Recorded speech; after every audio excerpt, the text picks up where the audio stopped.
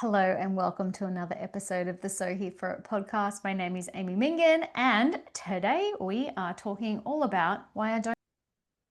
Look, I know it might ruffle some feathers because some people are like, what the hell? Don't we need to go away for a while and switch off and not be on social media? Yeah, you totally can do that. There's a really big difference between working in something that you don't enjoy and actually having the choice in your life to work when you want to work and book things in when you want to book things in. So I put rest into every single day. So I don't need a holiday from my life because my life includes rest, my life includes work, my life includes connecting with my people. And I created a business on my terms. And that's what I want to share with you today, because that's why a lot of people work with me. They like the way that I do things. They like that they want to have choice in their life. They want to have that level of freedom. Without sounding cliche, we have businesses for a reason. Like, if you actually allow yourself to feel freedom, what does that feel like to you? To me, freedom equals choice. And you can't have choice without being able to make money the way that you want to make it, without choice, you won't be able to make money the way that you want to. You'll be shoved in a box and been following someone else's rules for the rest of your life. And that's just not me. I've tried that. I tried that when I was younger. I hated it. And that's when I did need holidays, but I never took them because I could never afford them. Can you see the problem with that model? Now, I actually really structure my business in a way that supports the freedom that I want in my life. We have really great rituals in our life. The ways that we exercise, the ways that we eat, the people who we connect with. When we do go away, yes, it's a holiday, but I still have structures available in my business that I can still keep things running. I actually do almost everything inside my business by myself. And I know people are like, but you're everywhere. You're marketing all the time. You're running all of these groups. You're doing all of these things. And it's because I love it. It is part of my life. My kids have grown up watching me work, watching me run masterclasses in the evenings, watching me make sales and get excited about it. There's an actual ritual that my dog and I do when I get a sale. Like, it is actually the funnest thing in the world. There are so many aspects of my life where the whole family is included in it. And I couldn't do that in a regular job. It just wouldn't have the same level of joy. It wouldn't have the same level of growth. And I'm very grateful for it. My husband is 100% supportive of me. Whilst he has a job, I couldn't do what he does. And that's okay if somebody else has a job. I'm not judging them. But what I'm saying is, if that doesn't suit you, you have choice. You have free will. Yes, it might take you a little bit before you figure out your own structure. But this, my friend, this is why I don't believe in holidays. Because I create the holidays in my life. I create the holiday every day. And I certainly have different ways so that I can feel rested and rejuvenated every day. I can put my nervous system into a really great coherent space every day. And that means I have the capacity to build a bigger business and to look after more people, because that's actually what I really love in this world. I really value people growing. I really value people going through deep transformation. And I want them to come out the other side feeling totally empowered and in alignment with the choices that they're making in their life. And you can't do that if you're hating what you're doing and you're in a box and you're following someone else's rules on someone else's timeline. Now, I heard this quote one day, and it feels really good, that if you have a really clear picture of your future, it's probably not your future. And it didn't make sense to me until it happened to me. Last year, I didn't have a clear picture. It was scary. I didn't know what was happening next for the first time in my life. But what I realized after I heard that quote, it meant that I was finally on my own timeline. I wasn't setting goals for anybody else. I wasn't fulfilling anybody else's goals. I wasn't trying to become somebody else's goal anymore. And that felt really scary because I'm such a visual person. I always have had this visual of what's happening next, what's happening next, what's happening next. And the message that I received is, this is what you've always asked for. Everything that's happened up until now has given me what I asked for. And it was big because I was like, oh, wow, it's all in my hands. But it always has been. It's just like, I've always been able to go outside and get the daily sunlight in my eyes. I've always been able to exercise the way that I want to.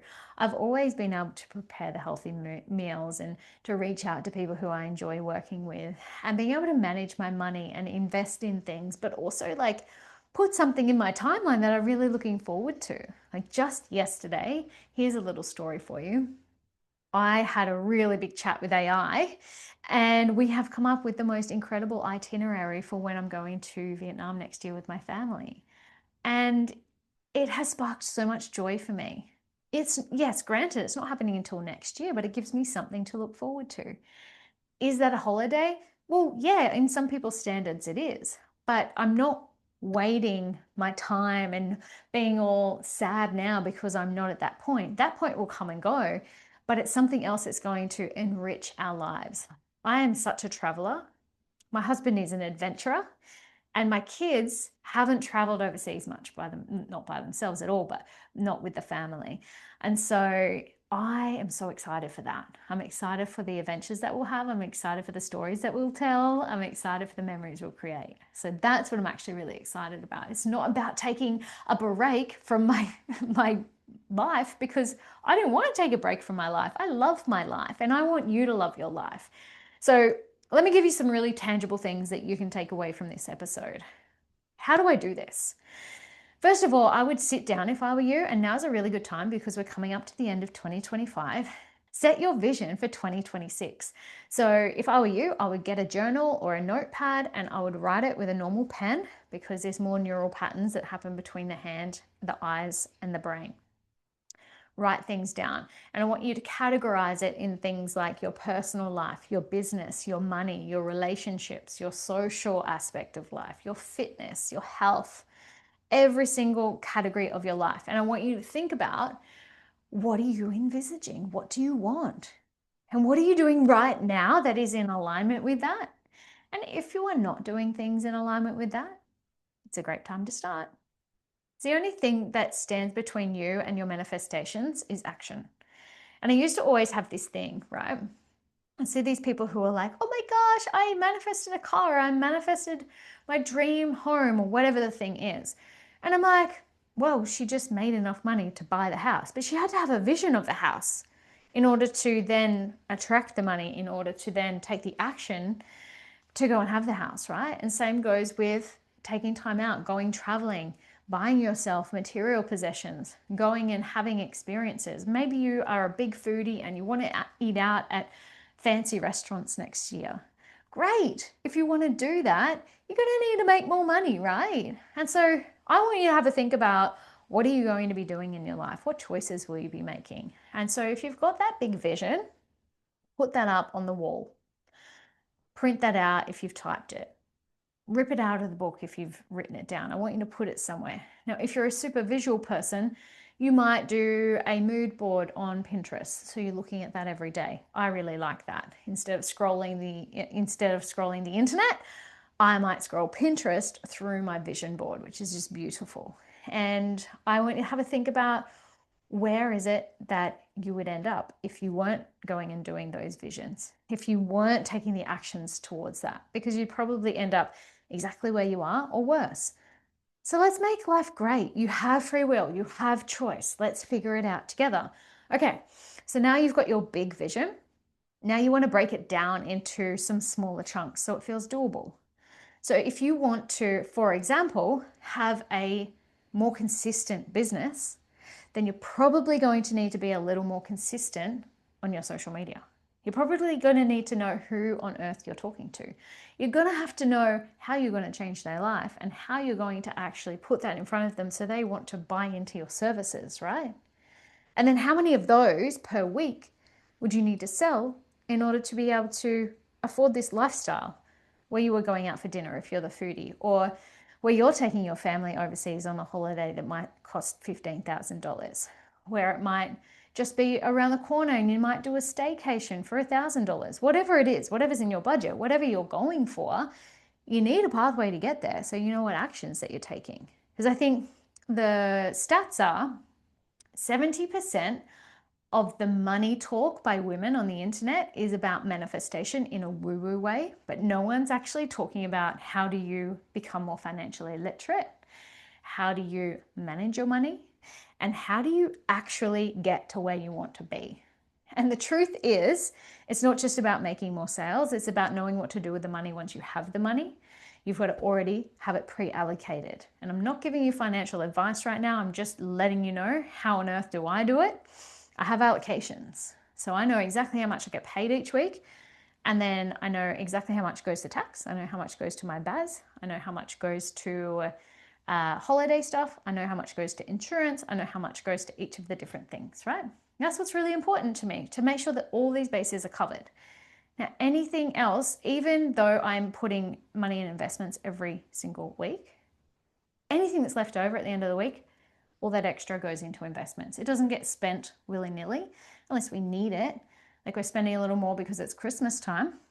But as soon as that's over, all of that extra goes straight into investments. And a lot of people don't even know how to invest. They're just throwing things into super. But I want you to go and find out, like go and learn things. This is one of the most important things that I probably don't bang on enough about in my content. But if you're a woman and you're in business, or you're a mum, or even more, like even if you were somebody who isn't wanting to become a mum, or maybe you don't even have a business, you can still manage your money. So it's really important to learn about it. There is no shortage of information out there for you to be able to do this. So stop just doing the woo-woo way. You can still do woo-woo, but make sure you're managing it as well. It's got to have both. And that's how you actually grow. I digress.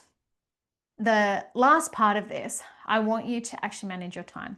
So one part is about managing yourself. The next part is about managing your money. And the next part is about managing your time. So I have a post-it method. I write on a post-it every single day. I also have a whiteboard in my room, which sits just over there. And I write a list on it every day. And things get ticked off, things get rubbed off, and I get it done every day. I don't get to do all of my fun stuff, which is like me living my life. Like this afternoon, as soon as I'm finishing this podcast, I'm going to get my nails done because I haven't had it done for a while. I'm really looking forward to it. And I don't get that reward until I've done all my work. So here we are. Do you ever reward yourself? So many people are out there working, sitting in front of their computer, getting distracted every 5 minutes, but they're not actually working while they're at work. So just work while you're at work and then have a cutoff time, get all that stuff done, then you can go live your life. And if you're a mum, it's even more important. You need to be hanging out with your kids and doing things with your kids and playing and actually letting go of the screens so you can be present.